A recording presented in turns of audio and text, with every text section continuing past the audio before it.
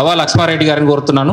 కవ్వా లక్ష్మారెడ్డి గారు ఇప్పటికే అంటే చాలామంది తెలుసు, గతంలో టీచర్స్ యూనియన్కి సంబంధించినటువంటి డిటిఎఫ్లో ప్రెసిడెంట్గా పనిచేశారు. అంతకుముందు ఏపీటీఎఫ్లో పనిచేశాడు.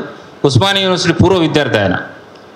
ఇప్పటికే తన జిల్లాలో అంటే కరీంనగర్ అట్లాంటి జిల్లాలో యువత డ్రగ్స్ ఇట్లాంటి మహమ్మారుల పడి వాళ్ళ జీవితాలను నాశనం చేసుకుంటున్నారని తెలిసిన తర్వాత ఒక కార్యాచరణ ప్రోగ్రాం కూడా తీసుకున్నాడు. పూర్వ విద్యార్థిగా ఉస్మానియా యూనివర్సిటీ ఇంత ఆందోళన జరుగుతున్నప్పుడు మౌనంగా ఉండకూడదని చెప్పి దీనిపైన ఒక కార్యక్రమం తీసుకునేటువంటి ప్రతిపాదన చేసిన వాటిలో ఆయన కూడా ఒక ముఖ్యులు.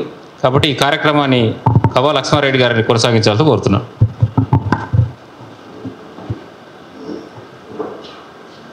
పెద్దలు, మిత్రులు, ప్రొఫెసర్లు రావడం జరిగింది, విద్యార్థులు రావడం జరిగింది, సామాజికవేత్తలు రావడం జరిగింది,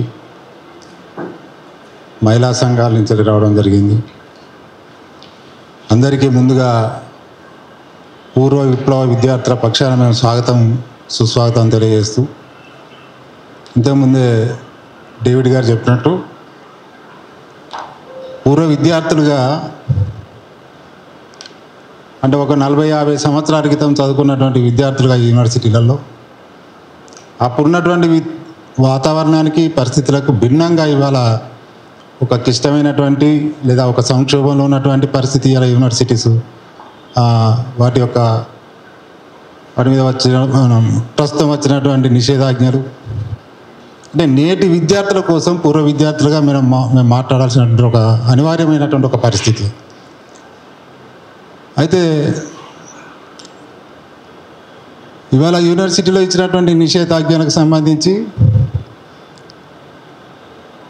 ప్రభుత్వం కావచ్చు లేదా యూనివర్సిటీ పాలకులు కావచ్చు ఇస్తున్నటువంటి వివరణ ఏంటిది?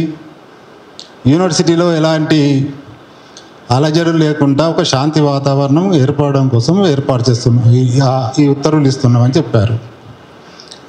మనం ఆలోచిస్తే అసలు ఇది శాంతి కొరకు ఇచ్చినట్ట, శాంతికి భిన్నంగా ఒక ఆందోళన కలిగించేటువంటి పద్ధతిలో ఇచ్చినట్టుగా అనేది ఇవాళ మన ముందున్నటువంటి ప్రశ్న, సవాలు. ఆ నిషేధాజ్ఞలకు సంబంధించిన ఉత్తర్వు ఇచ్చిన తర్వాత ఇప్పుడు జరుగుతున్నది ఏంటిది?